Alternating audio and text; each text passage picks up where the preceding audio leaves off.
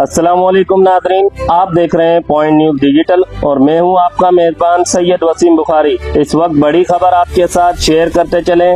FIA anti money laundering circle Sukkur نے سابق SSP سانگڑ سمیت 3 افراد کے خلاف مقدمہ درج کر لیا ہے۔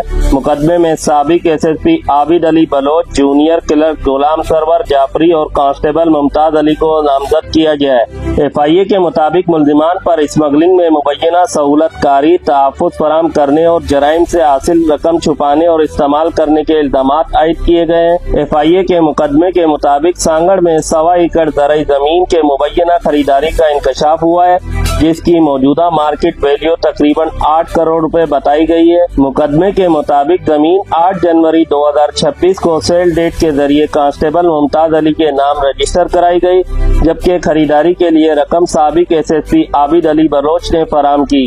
FIA کے مطابق جونیئر کلرک غلام سرور جعفری نے مبینہ طور پر زمین کی خریداری میں سہولت کاری اور ادائیگی کے معاملات میں رابطہ کاری کی، جبکہ کانسٹیبل ممتاز علی کا نام مبینہ طور پر اصل اونر کی ملکیت چھپانے کے لیے استعمال کیا گیا۔ تینوں ملزمان کے خلاف اینٹی منی لانڈرنگ ایکٹ 2010 کی دفعات 3 اور 4 کے تحت مقدمہ درج کیا گیا ہے اور FIA نے مزید تفتیش شروع کر دی ہے۔ اس حوالے سے مزید کوئی پیش رفت سامنے آئی تو پوائنٹ نیوز ڈیجیٹل بروقت اپنے ناظرین تک پہنچائے گا۔ تب تک کے لیے آپ دیکھتے رہیں پوائنٹ نیوز ڈیجیٹل۔